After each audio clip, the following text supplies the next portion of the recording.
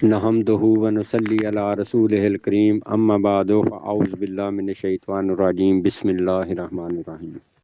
मेरे दोस्त हकीमों अस्सलाम वालेकुम। मैं मोमिया शिंगरफ बनाने दा नुस्खा पेश करन लगा वां। जिस तरीके नाल मैं बनाना वां मैं वो सारा तरीकेकार तुहाडे नाल शेयर करांगा। इहनूं गौर ते तवज्जो नाल सुन लिओ। नायाब नुस्खा कच्चियां चीज़ां नाल शिंगरफ मोमिया मैं करना। जिस तरीके नाल मैं मोमिया करना वजाहत नाल हर चीज़ जिहड़ी है ईमानदारी नाल हर चीज़ जिहड़ी एन टू एन तुहानूं जिहड़ी दस्सांगा। इहनूं मोमिया करो, अल्लाह पाक तुहाडे रिज़क विच इजाफा करे। ये खुराकी पोशाकी दोवें काम करदा। मैं उहदे नाल की करना वा, सब तो पहला मैं चीज़ां इकट्ठियां करना। चीज़ां केड़ियां इकट्ठियां करना, मैं हड़ताल बरकिया 50 ग्राम लेना, गंधक आंवला सार 100 ग्राम लेना, सिमल फार सफेद खाओ बलौरी होए या ऑक्साइड होया होए कोई फर्क नहीं पैंदा 50 ग्राम लेना। इस तो बाद नशादर 50 ग्राम लेना। इन्हां सारियां चीज़ां नूं अलहदा मैं पीस के अलहदा पुड़ियां दे विच कोल रख लेना। शिंगरफ दी डली 2 ग्राम दी लेना। रूमी शिंगरफ लेना जिहदे अंदर पारे दी मकदार ज़्यादा हुंदी है, जेड़ा भुरपना हुंदा है। चैना दा शिंगरफ मैं नहीं लेंदा। सारी तैयारी करन तो बाद दे विच एक कढ़ाई लेना, जेड़ी आम मिस्त्री मजदूर इस्तेमाल करदे ने। वो कढ़ाई लेना जेड़ी थोड़ी खुली हुंदी है। कढ़ाई कह लो, इनू दाबड़ा कह लो। मैं पंजाबी विच इसे तो गल करना वा पिया, ऐसा नहीं कि मैं पढ़िया नहीं। अलहमदुलिल्लाह मैं पढ़िया लिखिया इंसान। मैं पंजाबी विच इसे तो गल करना पिया कि मैं पंजाबी हाँ और मैं पंजाबी बोलना इनू शान समझना अपनी। ठीक है, उर्दू जेड़ा है वो साडी कौमी जबान है, पंजाबी साडी मादरी जबान है। यानी सानू वालदैन कोलों विरासत मिली है पंजाबी। पंजाब दा ही मैं रहन वाला वां। अच्छा, मैं लेना कढ़ाई। कढ़ाई नूं चूल्हे दे उत्ते टका देना। चूल्हे दे उत्ते रख के सब तो पहलां ਉਹਦੇ थल्ले सुनियारियां वाला बर्नल जेड़ा जिहदे नाल सोना चांदी गाली जांदी है या तांबा वगैरह गालिया जांदा है, कठियाली दे विच रख के वो बर्नल लेना। लैके कढ़ाई दे थल्ले सीधा सैट कर देना दरम्यान दे विच। बर्नल चला देना वा। बर्नल चलाना इस वास्ते ताकि पता लग जाए कठियाली किस जगह दे उत्ते रखनी है। जिथों कढ़ाई सुरख लाल हो जाए उस जगह दे उत्ते मैं कठियाली रख देना। बर्नल कर लेना मट्ठा। मट्ठा करन तो बाद दे विच मैं कढ़ाई दे विच पाना रेत। कठियाली दे 4 छफेरे। कठियाली मिट्टी दी लेना ते छोटी कठियाली नालों थोड़ी वड्डे साइज दी लेना। कागजी कठियाली लेना। एक कागजी हुंदी, एक मोटे डल दी हुंदी। कागजी कठियाली लेना ताकि शिंगरफ नूं अंदर सेक चंगे तरीके नाल लग सके। कठियाली दे दुआले रेत पा देना। एक सूतर रेत जिहड़ी है वो कठियाली नालों नीवीं रखना। एक चीनी दा प्याला लेना।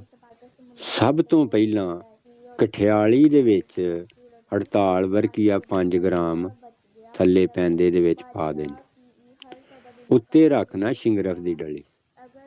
शिंगरफ दी डली उत्ते रख के उत्ते फिर 5 ग्राम वरकिया पा देना।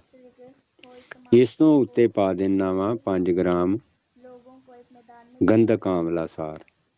उस तो उत्ते 5 ग्राम सिमल फार पा देना। एंड उत्ते पा देना वा 5 ग्राम नशादर। जे कठियाली उत्तों कुछ बचदी होए कि मसलन ਉਹਦੇ अंदर होर दवाई आउण दी गुंजाइश होए ते मैं फिर नशादर दे उत्ते 5 ग्राम वरकिया पा देना। जे उस तो उत्ते भी जगह बचदी होए ते मैं 5 ग्राम उत्ते पा देना गंधक आंवला सार। जिस वेले वो पूरा हो जाए थल्लियों बर्नल जेड़ा ਉਹਨੂੰ मैं स्टार्ट कर देना। बर्नल स्टार्ट करके हुण ਉਹਨੂੰ थोड़ी देर इंतजार करना। जिस वेले कठियाली दे अंदर सेक लगदा है दवाइयां पिघलना शुरू हुंदियां ने ते ज़ाहिर है वो धूं दिंदियां ने। जिस वेले धूं निकलन लग पे मैं उत्ते प्याला मुद्दा मार देना। ਚੀਨੀ ਦਾ ਪਿਆਲਾ ਮੂੰਹ ਦਾ ਮਾਰ ਦੇਣਾ ਤਾਂ ਕਿ ਉਹਦੀ ਥੱਲੜੀ ਸਾਈਡ ਤੇ ਕਾਲਰ ਬਣੀ ਹੁੰਦੀ, ਜਿਸ ਵੇਲੇ ਮੈਂ ਉਹਨੂੰ ਚੁੱਕਣਾ ਹੁੰਦਾ ਤੇ ਫਿਰ ਮੈਨੂੰ ਚੁੱਕਣ ਵਿੱਚ ਆਸਾਨੀ ਹੁੰਦੀ।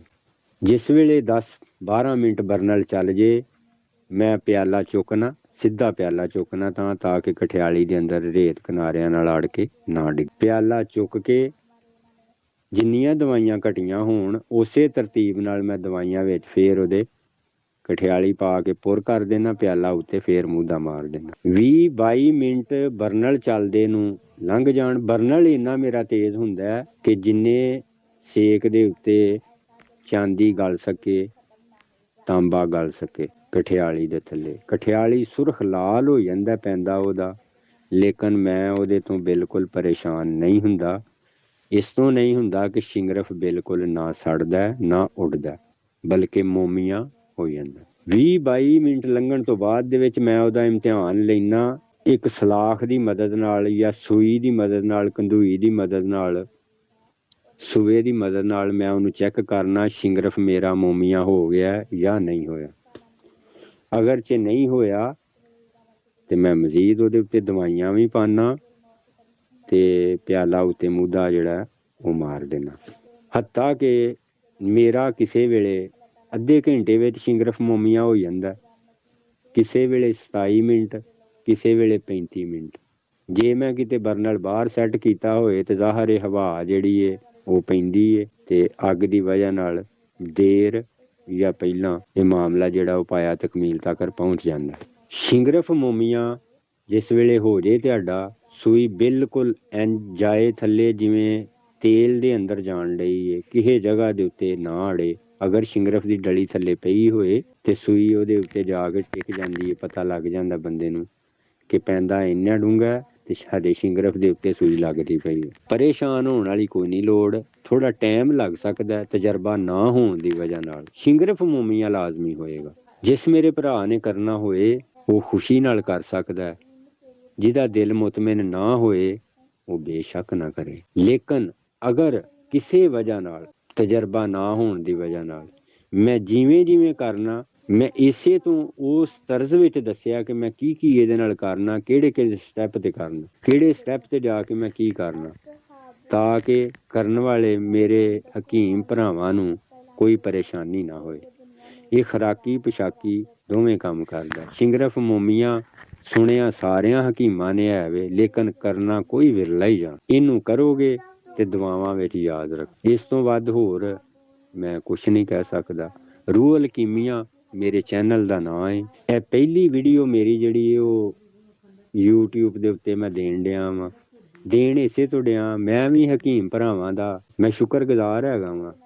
ਇਲਮ ਫਲਾਣ ਨਾਲ ਵੱਧਦਾ ਨਾ ਕਿ ਇਲਮ ਘਟਦਾ। ਅਗਰ ਤੁਸੀਂ ਕਿਸੇ ਨਾਲ ਇਲਮ ਬਿਆਨ ਕਰਦੇ ਹੋ ਤੇ ਇਲਮ ਤੁਹਾਡਾ ਵੱਧਦਾ ਬਲਕਿ ਘਟਦਾ ਨਹੀਂ। ਨਾਲੇ ਇਹ ਵੀ ਜ਼ਿੰਦਗੀ ਦੇ ਵਿੱਚ ਸਦਕਾ ਜਾਰੀਆ।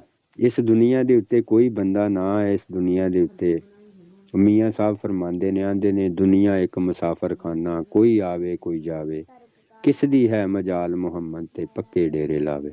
ਇਹ ਦੁਨੀਆ ਸਫਰਗਾਹ ਹੈ, ਕੋਈ ਆ ਰਿਹਾ ਕੋਈ ਜਾ ਰਿਹਾ। ਲੇਕਿਨ ਅਗਰ ਜੇ ਕੋਈ ਦੁਨੀਆ ਵਾਸਤੇ, ਦੁਨੀਆ ਦੀ ਭਲਾਈ ਵਾਸਤੇ ਕੋਈ ਕੰਮ ਕਰ ਜਾਂਦਾ ਤੇ ਉਹਦਾ ਨਾਂ ਰਹਿੰਦਾ। ਚਲੋ ਕੋਈ ਦੁਨੀਆ ਯਾਦ ਕਰਦੀ ਏ ਤੇ ਬਾਕੀ ਕੋਈ ਨਹੀਂ, ਕੋਈ ਏਡੀ ਖਾਸ਼ ਨਹੀਂ ਹੈ।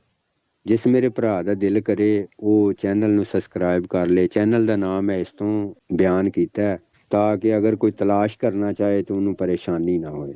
ਸੌਖਾ ਜਿਹਾ ਨਾਂ ਹੈ। ਮੇਰੇ ਬਾਬੇ ਨੇ ਇਸਮਾਈਲ ਹਕੀਮ ਸੁਣਿਆ ਹੋਏਗਾ, ਹਕੀਮਾਂ ਦੇ ਵਿੱਚ ਮਸ਼ਹੂਰ ਹੈਗਾ। ਮੇਰੇ ਬਾਬੇ ਨੇ ਆਪਣੀ ਕਿਤਾਬ ਦਾ ਨਾਂ ਜਿਹੜਾ ਉਹ ਰੂਹ ਅਲ ਕੀਮੀਆ ਰੱਖਿਆ ਸੀ। ਠੀਕ, ਤੇ ਇਹ ਖੁਰਾਕੀ ਹੈ ਜਿਹੜੀਆਂ ਚੀਜ਼ਾਂ ਵਿੱਚ ਬਣਦਾ ਪਿਆ, ਕੈਂਸਰ ਤੋਂ ਲੈ ਕੇ ਸਾਰੀਆਂ ਮਰਜ਼ਾਂ ਦੇ ਉੱਤੇ ਕੰਮ ਕਰਦਾ। ਦੇਣ ਦਾ ਤਰੀਕਾ ਹੋਣਾ ਚਾਹੀਦਾ। ਜਿਹੜੇ ਮੇਰੇ ਭੈਣ ਭਰਾ ਨੇ ਹਕੀਮ ਨੇ, ਬਣਾਓ, ਬਣਾ ਕੇ ਇਹਦੇ ਤੋਂ ਮੁਸਤਫੀਜ਼ ਹੋਵੋ। ਇਨਸ਼ਾਅੱਲਾ ਅੱਲਾਹ ਪਾਕ ਦੇ ਫਜ਼ਲ ਕਰਮ ਨਾਲ ਗਰੰਟੀ ਨਾਲ ਬਣੇਗਾ। ਮੈਂ ਬਣਾਉਣਾ ਵਾਂ ਔਰ ਬਣਦਾ ਐਸੇ ਤਰੀਕੇ ਨਾਲ ਹੀ ਬਣਾਉਣਾ। ਗਾਂ ਇਹਨੂੰ ਜਿਹੜੇ ਮਰਜ਼ੀ ਤੁਸੀਂ ਪਾਸੇ ਚਲਾ ਸਕਦੇ ਹੋ, ਉਹ ਤੁਹਾਡੀ ਆਪਣੀ ਆਪਣੀ ਤਰਤੀਬ ਹੈ, ਆਪਣੀ ਆਪਣੀ ਸੋਚ ਹੈ। ਠੀਕ ਹੈ, ਅੱਲਾਹ ਹਾਫਿਜ਼। ਦੁਆਵਾਂ ਵਿੱਚ ਯਾਦ ਰੱਖਿਓ। ਵਾਸਲਾਮ।